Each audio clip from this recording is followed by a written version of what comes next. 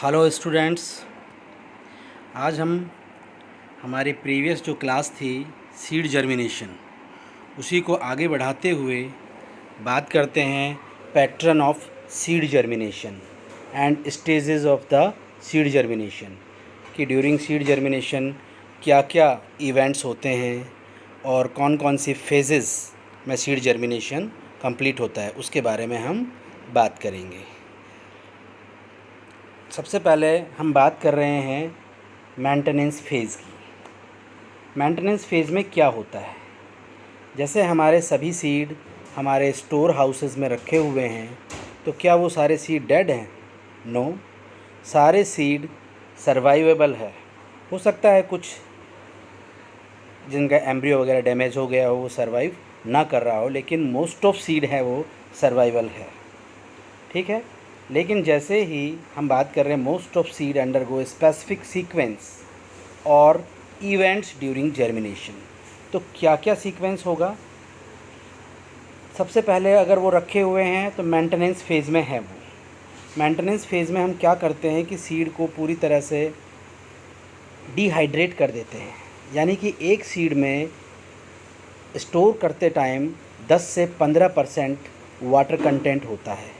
अगर उससे ज़्यादा वाटर कंटेंट, यानी कि हमने नमी वाले मॉइस्टेंड सीड को स्टोर कर दिया, तो वो सारे के सारे सीड जर्मिनेशन फ़ेज़ में ही रह जाते हैं या आ जाते हैं, और जिससे वो ख़राब हो जाते हैं क्योंकि बाकी और फैक्टर्स उनमें नहीं मिल पाते हैं।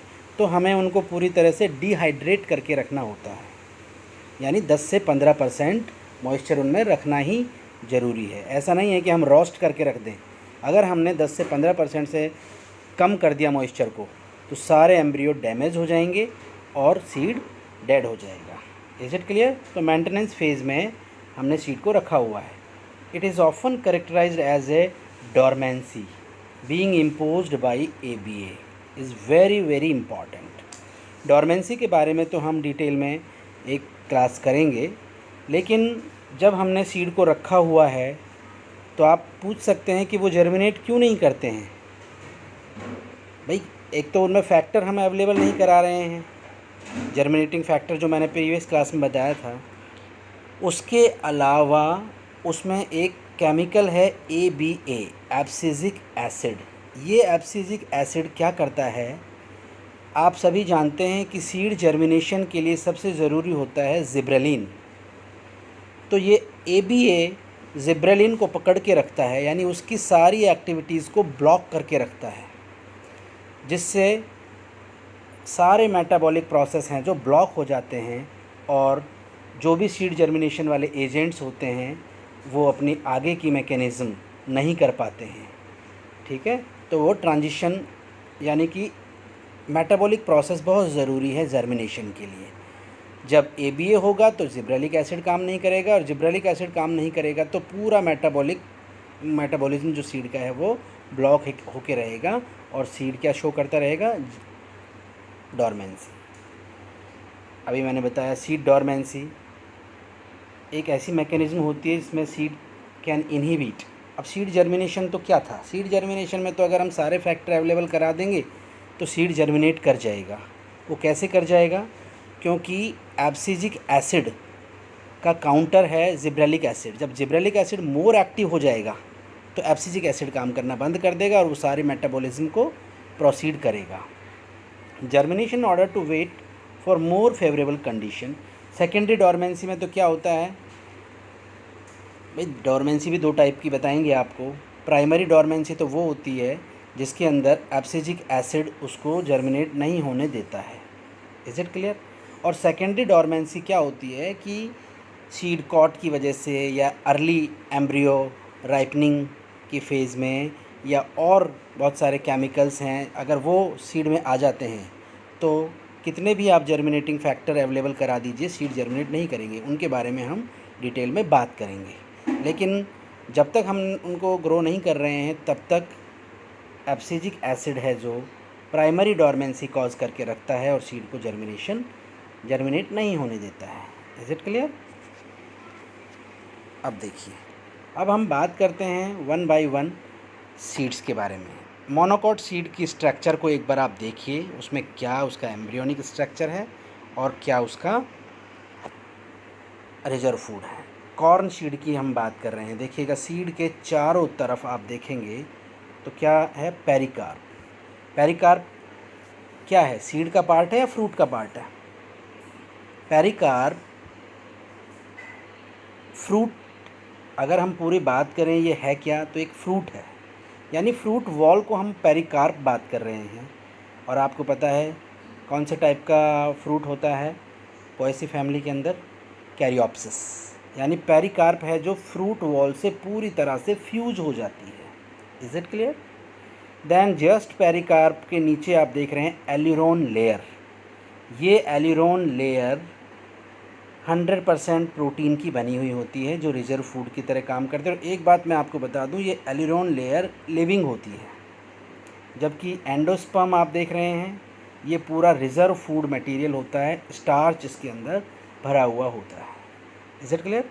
अब आप देखें एम्ब्रियो। इस एम्ब्रियो को आप गौर से देखिए।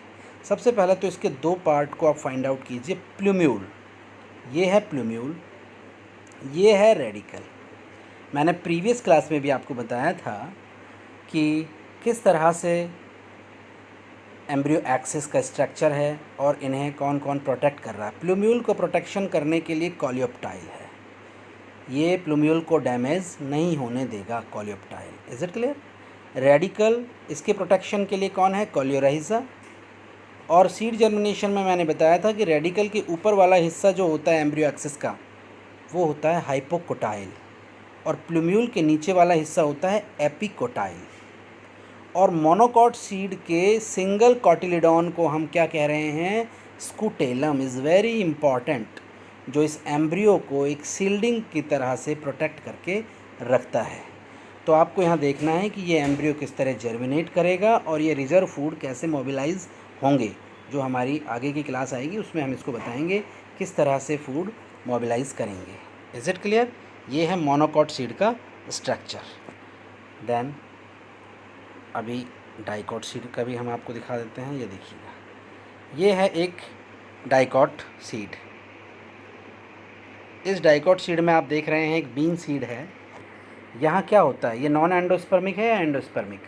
आप सभी जानते हैं ऑलमोस्ट डाइकॉट हैं नॉन एंडोस्पर्मिक है, और जितने भी मोनोकॉट है कुछ एक्सेप्शन को छोड़ के सभी क्या हैं? एंडोस्पर्मिक सीड है। यहाँ आप देखिएगा बीन सीड को मैंने दिखाया है। पहली बात तो यहाँ पर ये आप देख रहे हैं जो सीड कॉट होता है इतना टफ़ होता है कि यहाँ पानी और एयर के लिए पूरी तरह से ये इम्परमेबल होता है। तो फिर इनमें वाटर की एंट्री कहाँ से होगी?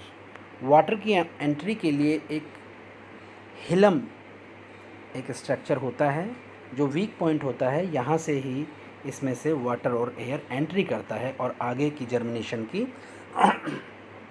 प्रोसेस स्टार्ट होता है। अगर मैं इस डाइकॉट सीड को स्प्लिट अप करके दिखाता हूँ तो आप देखें यहाँ पर दो कॉटिलिडॉन आपको दिखाई दे रहे हैं, और ये देखिए एम्ब्रियो एक्सिस। इस एम्ब्रियो एक्सिस या एम्ब्रियो में सेम वही सब चीज़ें होंगी, वही प्लूम्यूल होगा, रेडिकल होगा, कोलियोप्टाइल होगा, कोलियोराइजा होगा, हाइपोकोटाइल होगा, एपिकोटाइल होगा। Is it clear? यहाँ हमने इसको स्प्लिट करके आपको दिखाया है, और ये हिलम आपको दिख रहा है। यहाँ हिलम से के पास ही माइक्रोपाइल होता है, वहीं से ही वाटर और एयर इसके अंदर एंट्री करता है और आगे जर्मिनेशन के प्रोसेस स्टार्ट करता है। तो अब हम बात करते हैं कि कौन कौन से इवेंट्स इसके अंदर होंगे जर्मिनेशन के लिए। देखिए स्टेजेस की हम पहले बात कर लेते हैं। स्टेजेस कौन कौन सी होंगी सीड जर्मिनेशन के लिए? सीड जर्मिनेशन की क्या क्या स्टेजेस हैं और उस दौरान क्या क्या इवेंट्स परफॉर्म होंगे, is very very very important. देखिए हम अगर पूरे सीड जर्मिनेशन की स्टेजेस को डिवाइड करें तो 3 स्टेजेस में हम इसको डिवाइड कर सकते हैं: प्री जर्मिनेशन, जर्मिनेशन और post germination. Is it clear? हम एक एक करके बात कर रहे हैं। प्री जर्मिनेशन स्टेज, जैसा कि मैंने आपको बताया कि जब हम सीड को हार्वेस्ट करके उसको स्टोर करते हैं तो हम उसको डिहाइड्रेट करते हैं, यानी वाटर कंटेंट रिड्यूस कर देते हैं 10 to 15% तक। अब अगर हमें इसे जर्मिनेट कराना है तो हमारा पहला फैक्टर था वाटर, तो पानी अवेलेबल कराएंगे जिससे कि ये रीहाइड्रेट होगा, यानी कि इसके अंदर वाटर का वॉल्यूम बढ़ेगा। तो रीहाइड्रेशन में सबसे पहला जो स्टेप होता है, ये बहुत इम्पॉर्टेंट है कि एक सीड जर्मिनेशन में सबसे फर्स्ट स्टेप क्या होता है, और वो होता है इम्बिबिशन। अब आप सभी जानते होंगे कि इम्बिबिशन क्या है और ऑस्मोसिस क्या है। इम्बिबिशन का मतलब होता है कि सॉल्वेंट को अपनी सरफेस पे एडहर करना, यानी पानी को अपनी सतह पर चिपकाना, एंट्री नहीं करना, पानी को एडहर कर लेना है अपनी सरफेस में अंदर तक। जैसे एक वुडन पीस को हम पानी में डाल देते हैं तो वो वुडन पीस कभी भी पानी में घुलता नहीं है, अपनी सरफेस पे पानी को चिपका लेता है, दैट इज़ इम्बिबिशन। और सॉल्यूशन क्या होगा, अगर वो वुडन पीस पानी में घुल जाता तो वो सॉल्यूशन बन जाता, लेकिन यहाँ हमने केवल क्या किया है, सरफेस पे यानी सीड कॉट पर सबसे पहले पानी अंदर तक इम्बाइब हो जाएगा, उसके बाद ऑस्मोसिस का प्रोसेस स्टार्ट होगा। Is it clear? तो सबसे पहले पानी कैसे रिहाइड्रेट हो रहा है, इम्बाइबेशन से, और उसके बाद ऑस्मोसिस से पानी सीड के अंदर एंट्री करेगा। और जैसे ही एक बार पानी एंट्री कर जाएगा तो क्या होगा, उसके अंदर मैं आपको पूरा प्रोसेस बता देता हूँ। मैंने अभी आपको बताया था कि एब्सिसिक एसिड जो है वो सीड को डोरमेंट करके रखे हुए हैं, तो जैसे ही पानी जाएगा जिब्रेलिक एसिड एक्टिवेट हो जाएगा, और जिब्रेलिक एसिड क्या करेगा, जितना भी डीएनए और आरएनए हैं उन्हें स्टिमुलेट कर देगा। क्या काम करने के लिए, प्रोटीन सिंथेसिस करने के लिए। Is very very very important. यानी कि प्रोटीन सिंथेसिस और आरएनए सिंथेसिस जो किससे होगा, डीएनए से स्टार्ट हो जाएगा। अब प्रोटीन सिंथेसिस हो जाएगा तो आप सभी जानते हैं कि सारे एंजाइम्स किसके बने होते हैं, पता है ना आपको, प्रोटीन के। तो फिर इन थर्ड स्टेप होगा मेटाबॉलिज्म बढ़ जाएगा। मेटाबॉलिज्म बढ़ जाएगा इसका मतलब क्या होगा, रेस्पिरेशन स्टार्ट हो जाएगा, जितना भी कार्बोहाइड्रेट है वो रेस्पिरेशन करना स्टार्ट कर देगा। और इन मैकेनिज़्म के लिए DNA synthesis, protein synthesis, RNA synthesis के लिए एटीपी की जो ज़रूरत पड़ेगी वो इस मैकेनिज़्म से आना स्टार्ट हो जाएगी। फिर हाइड्रोलिसिस, जितना भी रिज़र्व फूड है स्पेशली कार्बोहाइड्रेट, प्रोटीन और फैट, तो रेस्पिरेशन के लिए कौन ज़रूरी होगा, कार्बोहाइड्रेट, वो मोबिलाइज़ करना स्टार्ट कर देगा। Is it clear? और प्रोटीन सिंथेसिस से क्या बनना स्टार्ट हो जाएगा, एंजाइम्स। और सबसे पहला एंजाइम अगर आप जानते हो तो रिज़र्व फूड जो कार्बोहाइड्रेट है उसको मेटाबोलाइज करने के लिए कौन ज़रूरी होता है, अल्फ़ा एमाइलेज। ये सब बनना स्टार्ट हो जाएंगे। Is it clear? Changes in cell ultra structure, और पूरा सेल का जो अल्ट्रा स्ट्रक्चर है वो चेंज हो जाएगा। अल्ट्रा स्ट्रक्चर मतलब अभी तक तो वो क्या थी, डोरमेंसी फेज़ में थी, तो सारे सेल इनएक्टिव थे, तो अब सारे के सारे फंक्शनल मोड में आ जाएंगे। Is it clear? और इंडक्शन ऑफ सेल डिवीज़न, और तेज़ी से जो आपको पता है साइक्लिन्स, सीडीके सब एक्टिवेट हो करके सेल डिवीज़न स्टार्ट कर देंगे और सेल की ग्रोथ होना स्टार्ट हो जाएगी। तो ये सारे के सारे प्री जर्मिनेशन, यानी कि अभी तक केवल सीड के अंदर ही ये सारे इवेंट परफॉर्म हो रहे हैं।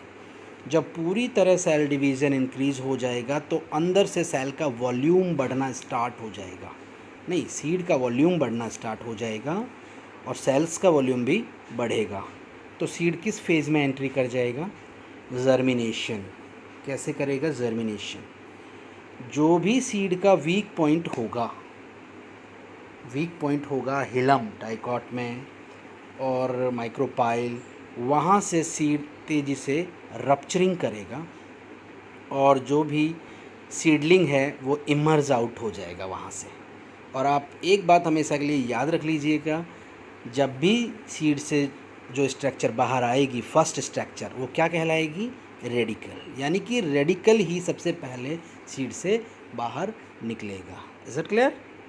देन जर्मिनेशन तो हो गया। अब जर्मिनेशन होने के बाद कौन सी फेज़ में एंट्री करेगा? पोस्ट जर्मिनेशन इवेंट्स स्टार्ट हो जाएंगे। पोस्ट जर्मिनेशन इवेंट जैसे मैंने बताया था कि सीड जर्मिनेशन दो टाइप के हैं, हाइपोगियल, एपिगियल।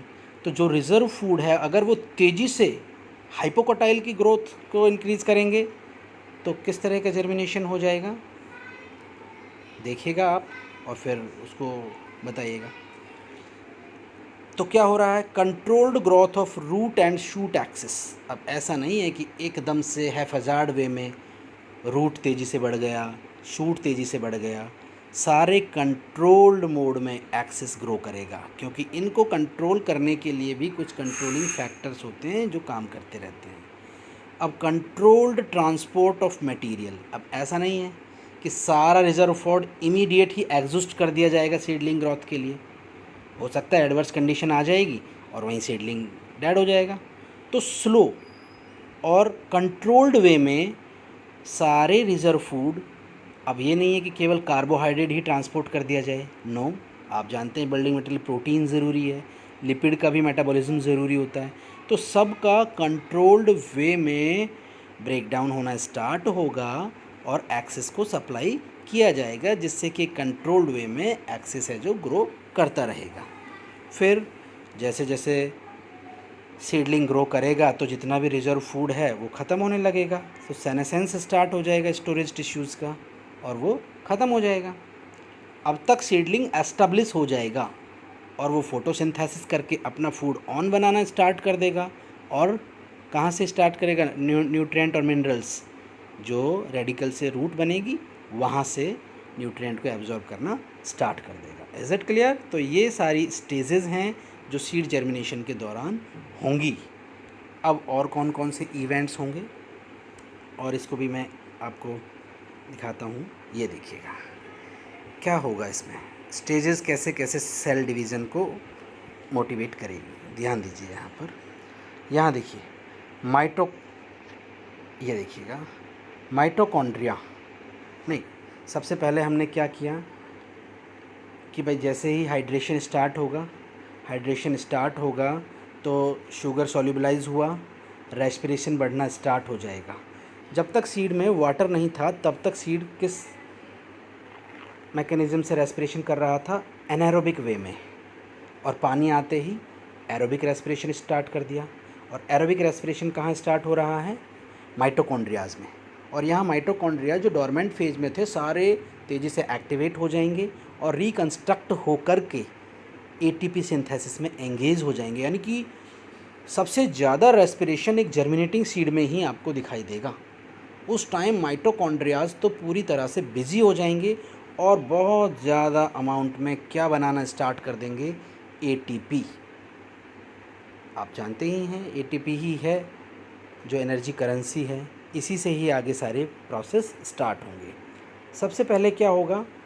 आरएनए यानी प्रोटीन सिंथेसिस जो हुआ है उससे जो आरएनए बना है वो आरएनए एक्टिवेट हो जाएगा और पॉलीसोम्स बनाना स्टार्ट कर देगा। क्या होते हैं polysomes? Group of the RNA. ठीक है, ग्रुप ऑफ द आरएनए हैं जो प्रोटीन सिंथेसिस में एंगेज होंगे और पॉलीसोम्स बनेंगे तो तेज़ी से प्रोटीन सिंथेसिस स्टार्ट हो जाएगा। आपको पता है कि फाइनली प्रोटीन को सिंथेसाइज कौन कर रहा है? आरएनए, एमआरएनए, आरआरएनए, टीआरएनए, सारे ही आरएनए मिलकर के प्रोटीन सिंथेसिस को स्टार्ट करेंगे और एंजाइम बनेंगे और वो सारे एंजाइम्स रेस्पिरेशन में भी काम आएंगे। सारे एंजाइम्स हैं जो रिजर्व फूड है मोबिलाइजेशन करेगा, जिसके बारे में हम बात करेंगे। एक एक फैट, कार्बोहाइड्रेट, प्रोटीन कैसे मोबिलाइज होंगे, इन सब के लिए एंजाइम जो ज़रूरी होंगे वो सब सिंथेसाइज होना स्टार्ट हो जाएगा।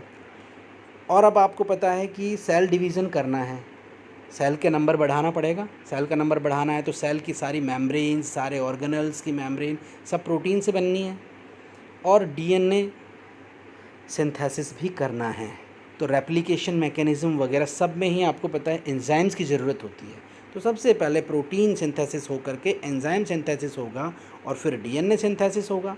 और डीएनए जब सिंथेसिस हो जाएगा तो माइटोसिस से सेल का नंबर बढ़ेगा और आप यहाँ डायग्राम में देख रहे हैं कि जब तेज़ी से सेल का नंबर सीड के अंदर बढ़ेगा तो जो भी सीड का वीक पॉइंट होगा वहाँ से एक सीडलिंग इमर्ज आउट हो जाएगी और एक यानी सबसे पहले रेडिकल यहाँ से बाहर आएगा और सीडलिंग एस्टेब्लिशमेंट करेगा। तो आज के लिए इतना ही काफ़ी है। स्टेजेस कौन कौन सी है हमने बात की है और उसमें कौन कौन से इवेंट्स होंगे सीड जर्मिनेशन के टाइम में। अब नेक्स्ट क्लास में हम बात करेंगे कि कौन कौन सी सीड जर्मिनेशन की फेजेस होंगी और रिज़र्व फूड मटेरियल किस तरह से मोबिलाइज़ करेगा, यानी कि फिजियोलॉजी क्या होगी सीड जर्मिनेशन की, उसके बारे में हम बात करेंगे। Thank you very much.